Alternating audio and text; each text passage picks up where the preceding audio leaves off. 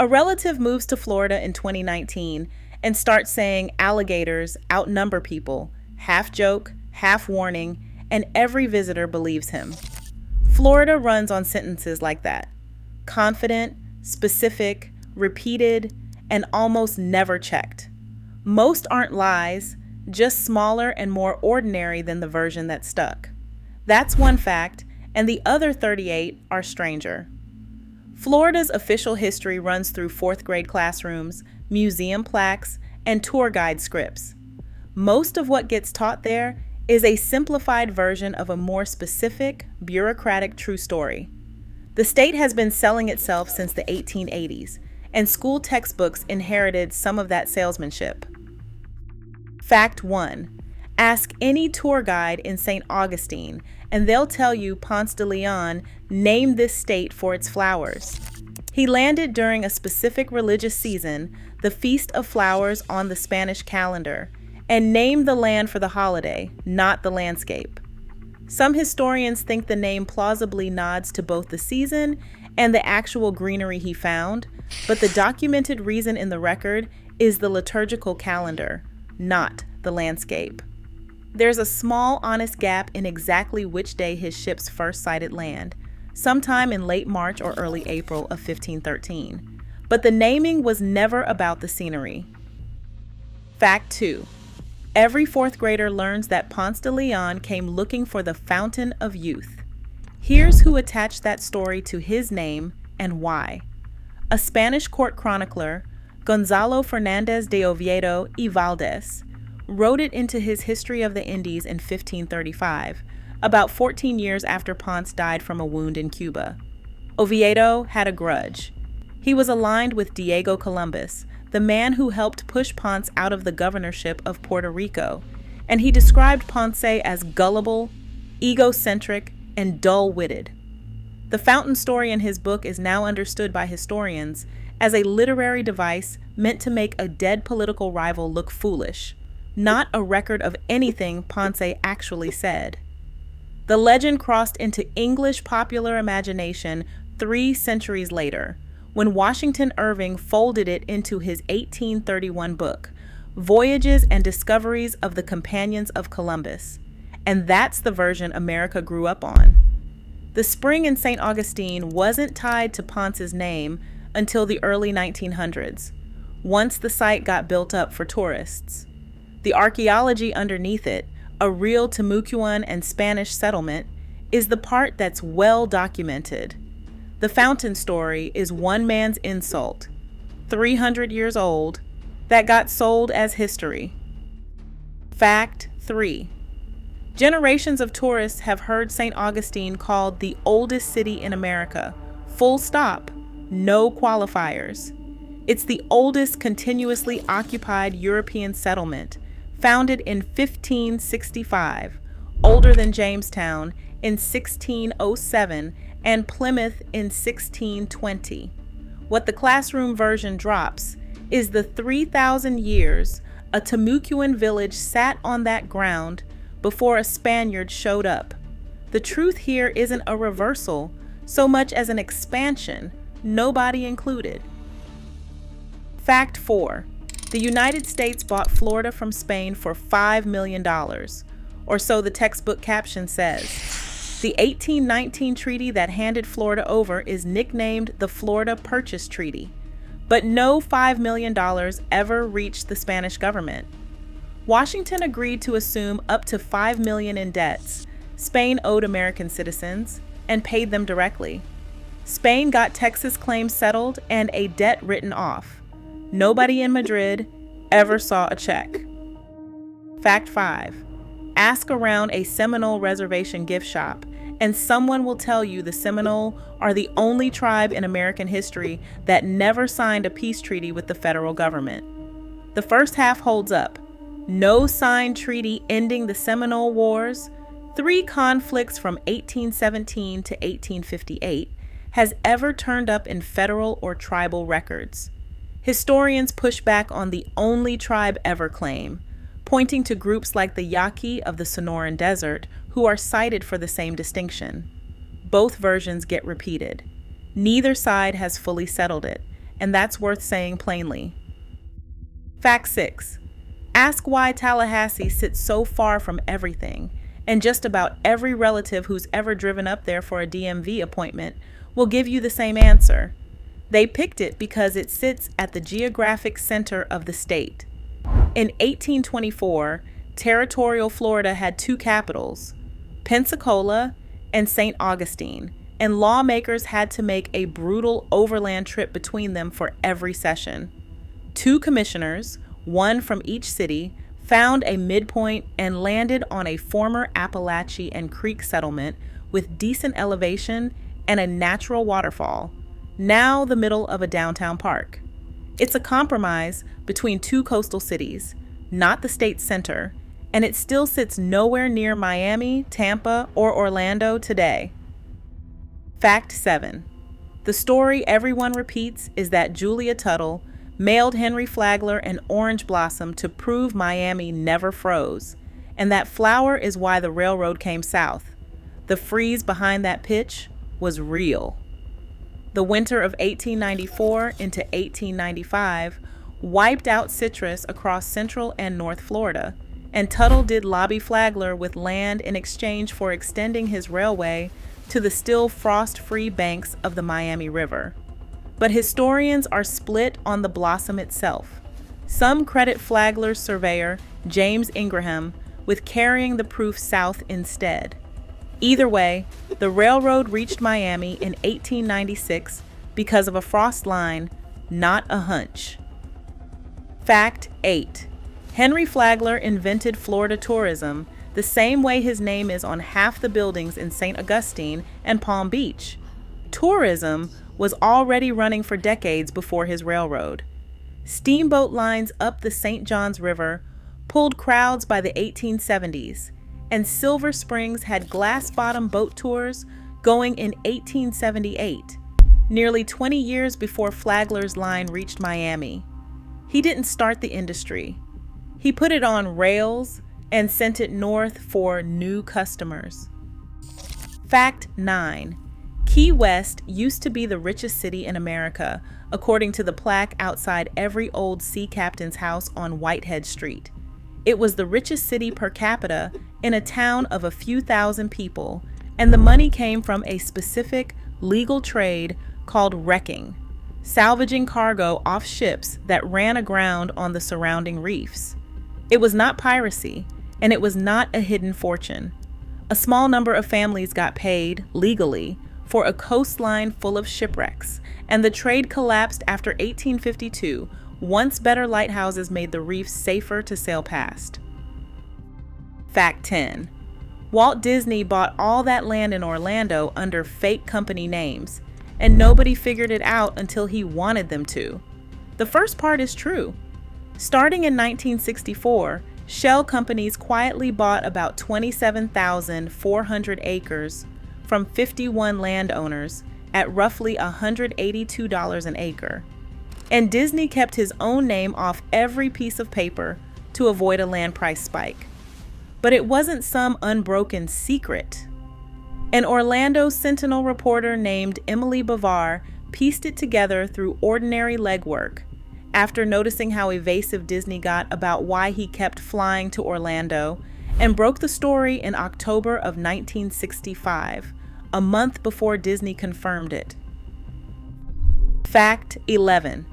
They drained the Everglades and turned useless swamp into good farmland, which is close to what Florida's own governor promised in 1906.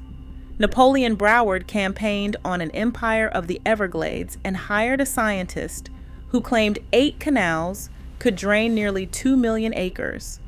The state sold about 500,000 acres at rock-bottom prices to a speculator who resold it at a markup one newspaper called one of the biggest land swindles in history.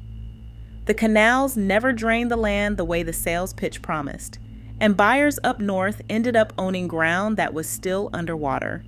That land, and the fight over what to do with it, is still not finished. It resurfaces in Fact 28, once Marjorie Stoneman Douglas reframes the land as a river instead of a swindle. Every one of those 11 facts got repeated by somebody with a reason: a textbook publisher, a plaque manufacturer, a museum gift shop. Tourism brochures had their own reasons and their own version of the same trick. Attractions, boards, and brochures didn't just describe Florida. Several of them invented the claim that's still getting repeated on a billboard somewhere right now, and a few of the state's most photographed natural wonders were never natural to begin with. Fact 12. A roadside billboard calls Weeki Wachee the only city of live mermaids, and generations of kids have believed it. It's a business built in 1947 by a former Navy man named Newton Perry, who trained combat divers during the war and figured out how to pipe air through a hose so swimmers could perform underwater without a tank. He built an 18-seat theater 6 feet under the spring, hired women to swim, smile, drink from a bottle, and eat a banana underwater without ever coming up for air, and opened the first show that October. In the slow early years, when traffic on the highway was thin, the mermaids used to run out to the roadside in their tails to flag down passing cars. Fact 13. Coral Castle got built with reverse magnetism, some anti-gravity trick Edward Leedskalnin figured out alone, according to the brochure and every tour guide who's worked there since. He really did build it by himself, over 28 years, and he really did write his own pamphlet about unconventional magnetic theories. But when repair engineers opened up his famous 9-ton revolving gate in 1986, they found a shaft resting on a scavenged truck bearing plus pulleys, winches, and leverage, the same tools any quarry worker of his era would have used.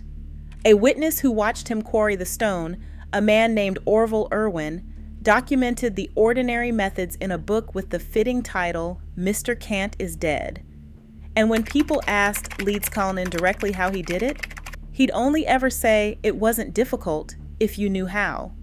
Nobody ever watched him move the biggest blocks at night, so that one specific gap stays genuinely unexplained.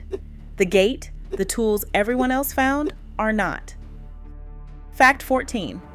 Cypress Gardens invented water skiing, which tracks since the place spent decades calling itself the water ski capital. The sport was invented on Lake Pepin in Minnesota in 1922 by an 18-year-old named Ralph Samuelson on a pair of homemade pine boards. Cypress Gardens didn't run its first ski show until 1943, when soldiers on leave showed up expecting one. The park earned real firsts after that: barefoot skiing, ski pyramids, but inventing the sport itself was never one of them. Fact 15. Florida calls itself the Sunshine State because it gets more sunshine than anywhere else in the country, and plenty of lifelong residents would say the same thing without blinking. I've said it myself, more than once. By the Weather Service's own numbers, Florida ranks somewhere around 6th to 10th sunniest, behind Arizona and Nevada, where Yuma sees sunshine roughly 90% of its daylight hours. The nickname became official in 1970 as branding, on top of an industry that had already been selling Florida sunshine for 100 years. Fact 16. This is the original Ripley's Believe It or Not, put together by Robert Ripley himself, according to the plaque outside the old Castle Warden building in St. Augustine. It's Ripley's first and oldest permanent museum, and Ripley really did stay in that building as a guest back in the 1940s. But he died on May 27, 1949, and the museum didn't open until December 9, 1950, about a year and a half after his death, built by his company because he'd been fond of the place, not because he curated it. Fact 17. Orange juice has basically always been Florida's drink, the same way sweet tea belongs to Georgia. It's a specific act of state law, not a folk tradition. The Florida legislature made orange juice the official state beverage on April 20th, 1967, and the governor signed it, formalizing an identity the citrus industry had spent generations building. It's the same freeze-driven citrus industry that pushed Julia Tuttle to write to Flagler almost 70 years earlier. Different century, same crop, and this time it ended in a statute instead of a railroad. Fact 18. This spring is completely natural, exactly the way it's always looked, according to every tourist standing at the edge of one with a camera. Several of Florida's most famous springs were built up as commercial attractions. Rainbow Springs opened as a park in 1937 with man-made waterfalls, terraced gardens, a zoo, and an underwater ride called the submarine boat, and rusted monorail track and crumbling aviary cages from that era are still visible today. De Leon Springs opened with a hotel in 1925 and added a jungle cruise and water skiing elephants by the early 1950s. Both eventually became state parks, decades after the roadside version closed down. That's 18 down. The next batch isn't about brochures anymore. It's about the animals nobody had to invent a pitch for. Florida's wildlife reputation runs in two directions at once. Some animals get exaggerated into danger the numbers don't support. Some species get erased from the picture entirely. Fact 19. Alligators outnumber people in Florida. This is the one from the top of the video. Here's the number. Florida's Wildlife Commission puts the wild alligator population at roughly 1,300,000 against a human population well past 23 million. That works out to one alligator for every 18 people, not the other way around. A herpetologist with the State Museum put it more carefully than the myth ever does, saying gators are likely found in every waterway across the state, which is a claim about how spread out they are, not how many there actually are. The myth survives because gators are in nearly every canal, pond, and lake in the state.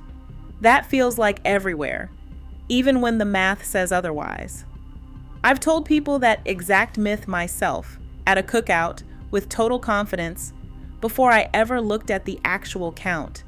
If you've made it this far and you're the kind of person who wants the mechanism, not just the punchline, that's the whole reason this channel exists. Subscribe to Florida Empire. There's a lot more Florida left to correct. Fact 20.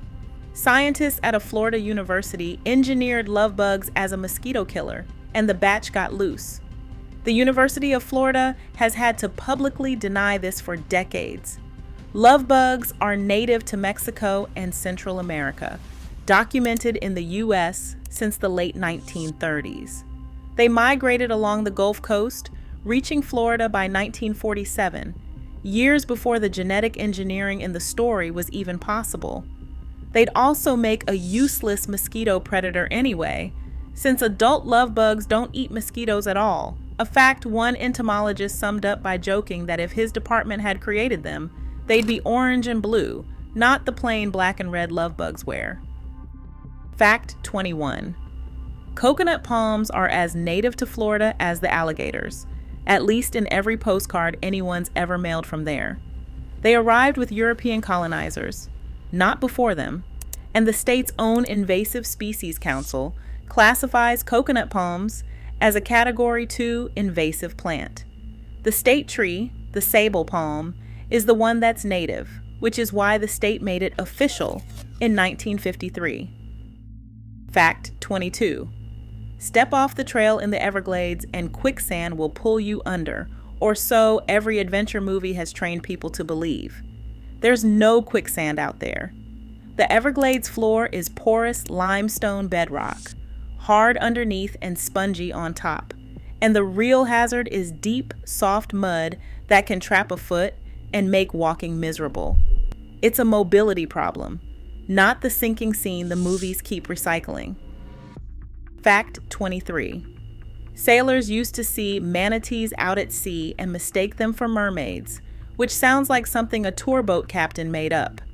Christopher Columbus logged it himself on January 9th, 1493, describing 3 mermaids near the Dominican Republic and noting they weren't as beautiful as advertised. Historians and manatee researchers both point to manatees and their now extinct relative, the Steller's sea cow, as the actual source of centuries of sailor mermaid reports. It's a documented origin, not folklore about folklore. Fact 24. The Florida panther is basically already gone, down to a handful of animals nobody expects to survive the decade. Wildlife biologists currently estimate somewhere between 120 and 230 adult and yearling panthers in the wild, up from as few as 20 to 30 in the 1970s and 1980s. A genetic rescue program in 1995, crossbreeding Texas cougars to widen the gene pool, is a big part of why that number climbed. It's a real comeback story, just a small, fragile one, not a finished one yet.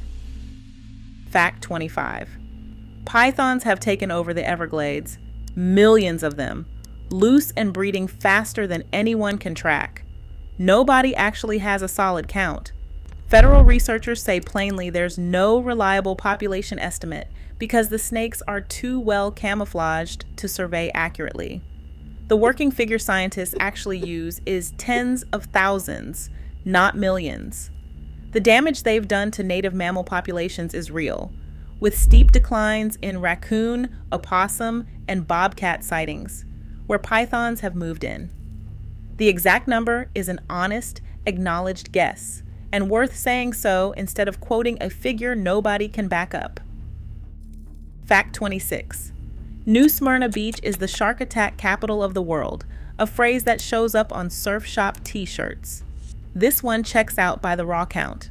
Volusia County has logged 366 confirmed unprovoked shark bites since 1882, with Brevard County a distant second at 158. The last decade alone has averaged roughly 9 bites a year. What the capital of the world title leaves out is that almost all of those are minor bites from small sharks in crowded, murky surf. Not the fatal, big shark attacks the phrase puts in your head. The number's real. The mental picture that comes with it isn't. Not everything on this list has teeth. Some of it just floats in from offshore on its own schedule. Fact 27. Red tide didn't used to happen before fertilizer runoff and coastal development, or so the complaint goes every summer when a bloom rolls in. Red tide is naturally occurring, and it's been documented a lot longer than most people assume. Florida's Wildlife Agency has records of red tide along the Gulf Coast going back to the 1840s, and Spanish explorers were writing about the same kind of fish kills near Tampa Bay back in the 1500s, centuries before anyone thought to blame a lawn or a farm. Blooms typically start 10 to 40 miles offshore, well away from either, and scientists are clear there's no direct link between runoff and how a bloom starts. Once a bloom drifts inshore, though, nutrient runoff can feed it and keep it going longer than it otherwise would. It's natural at the source, centuries before anyone spread fertilizer on a Florida lawn or field, and people really can make it worse once it arrives. Fact 28. The Everglades is just one big swamp, and that's still how most people picture it. Before 1947, that was the mainstream view inside Florida too, until Marjorie Stoneman Douglas published The Everglades, River of Grass, and the description stuck for a different reason. It's a shallow, slow river, 60 miles wide and only inches deep, flowing over a limestone shelf from Lake Okeechobee down to Florida Bay, covered in sawgrass instead of the standing water people picture. The land Broward tried to sell as drained farmland decades earlier is the same land, reframed here as a river instead of a swindle. Fact 29. Armadillos have always been a Florida thing, the same as palmetto bugs and afternoon thunderstorms. They're not native. Armadillos arrived by way of zoo and circus escapees in the 1920s and 1930s, spread out from the Panhandle, and had covered most of the state by the early 1950s. A century-old arrival isn't nothing, but it's a long way from always. Fact 30. There's a real, undiscovered ape man living out in the swamp, and plenty of people who grew up in rural Florida know somebody who swears they've seen it. The legend has real roots. Seminole and Miccosukee stories describe a hairy figure called Esti Kapkaki, and local papers were running swamp ape sighting reports by the 1940s and 1950s, with clusters continuing through the 1960s and 1970s. A set of photos mailed anonymously to a sheriff's office near Myakka River State Park in 2000 stays the closest thing to physical evidence anyone's produced. It remains unexplained and unverified 2 decades later. No bones, no confirmed DNA sample, and the National Park Service treats the whole thing as folklore. This is one where the honest answer is a shrug, not a clean debunking. Fact 31. Florida hunted its black bears to extinction back before anyone thought to stop it. Close, but not quite. Pre-settlement estimates put the bear population around 12,000, and unregulated hunting and habitat loss crashed that number to under 300 by the middle of the last century. Hunting was banned in 1994, and the population climbed back to around 4,000 by 2015. 300 bears left is close enough to a near-death experience that the extinction version isn't hard to understand, even though it isn't accurate. The animals live in the water and the ground beneath them. The next 8 facts are about that ground and that water directly, and what they actually do. Florida's weather reputation runs on a real, named mechanism almost every time. The myth just files off the qualifiers and leaves something cleaner and more dramatic than what the Weather Service actually measures. Fact 32. Florida is the flattest state in the country by elevation range, which turns out to be true. The state has the smallest elevation range of anywhere in the country, 345 feet between its highest point, Britton Hill up in the Panhandle, and sea level. Kansas, the state everyone assumes is flattest, actually ranks 20th because the land there keeps rising toward the Rockies. By elevation range, this one holds up the way people think it does. Fact 33. Sinkholes happen because it rains, plain and simple, which is what a homeowner says right after one opens up in the yard. Rain is a trigger, not the cause. Florida sits on porous karst limestone, a rock that slightly acidic rainwater has been dissolving from underneath for centuries, hollowing out voids nobody can see. A sinkhole opens when a void's roof can no longer hold up the ground above it.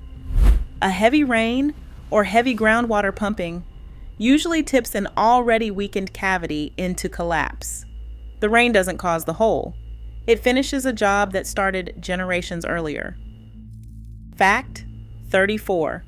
Every few years, another headline says Florida is sinking into the ocean a little more every year. Parts of the coast really are sinking. Researchers tracked 35 buildings on Miami's barrier islands, settling 2 to 8 centimeters between 2016 and 2023. But that's a small number next to the sea itself, projected to rise 8 to 23 inches along Florida's coast by 2050. The ground under some buildings is dropping a little. The water around all of them is rising a lot faster. Fact 35. Florida is the lightning capital of the country, a line the local weather forecaster has probably said on air more times than anyone could count. By most measures, it still is. Florida logs around 1,400,000 lightning flashes in an average year. One detection company's 2025 report put the state first again at 305 events per square mile, with Oklahoma second at 253. But a different company ran its own count that same year and got the opposite answer. Oklahoma ahead of Florida at the state level, around 73 flashes per square mile on their network. 2 companies, 2 sensor systems, 2 rankings, same year. The single town record actually did change hands. A community called Shady Grove, Oklahoma, logged just over 3,000 events per square mile in 2025, the first time in 4 years that title landed outside Texas or Florida. So the state title depends on whose network is doing the counting, and the town title moved. Neither one is a clean flip. It's just two companies measuring the same sky and getting different numbers. Fact 36. Florida never really gets cold, according to every transplant who's called family up north to brag about it in January. The state's record low is 2 below zero, recorded in Tallahassee in February of 1899. The Great Freeze of 1894 into 95 is the same freeze that pushed Julia Tuttle to write to Flagler back in Fact 7, and it killed or damaged nearly every citrus tree in what was then the state's growing belt, permanently shoving commercial groves south into central Florida for good. That's the same industry the legislature later made official in Fact 17, when orange juice became the state beverage by statute. One freeze, one letter, one law, decades apart, same crop the whole way through. I've made this exact brag to my own family more than once, and it's wrong every time somebody checks a record book. Fact 37. Florida has a tropical climate, the same as the Caribbean, which is the pitch behind just about every real estate listing selling the lifestyle. Only the very southern tip actually qualifies. Miami sits in a genuine tropical climate zone by the standard scientific classification: hot year-round with a wetter summer and a drier winter. Most of the peninsula, including Orlando, Tampa, and Jacksonville, falls into the same humid subtropical category as Atlanta, complete with winter cold snaps most tourists never picture. That's the weather. The ground underneath it also determines what a flood zone costs and what a seawall actually does to the lot next door. Fact 38. Your home sits in the 100-year floodplain. Every mortgage closer in Florida has said that sentence at a signing table. The label sounds like a guarantee. Once a century, you flood, then you're done. That's not how the math works. 100-year floodplain means a 1% chance of flooding in any given year. Federal researchers put it in terms that actually mean something. Over a standard 30-year mortgage, that same home has a 26% chance of flooding at least once. A home in that zone can flood 3 times in 1 decade, or never in a lifetime, depending entirely on where the storms track. The bank's loan runs on a 30-year schedule. The floodplain doesn't run on any schedule at all. Fact 39. Seawalls are permanent. They stop erosion for good. Every coastal construction crew in Florida has installed one on that bet. A seawall protects the lot it sits in front of by reflecting wave energy back at the water instead of letting the beach absorb it. That energy has to go somewhere. Coastal researchers who track Florida's shoreline put it directly. The beach in front of a seawall scours faster than the beach in front of a dune just down the shore. The lots on either side lose sand too, and a wall just hands the problem to the sand next door. Intact dunes, not concrete, are what actually absorb a wave. 39 facts. Some of them trace back to the same ground, drained once as a promise in Fact 11, reframed as a river in Fact 28, and still determining what a flood zone costs and where a seawall's bill finally lands. Subscribe to Florida Empire if you want the next 39.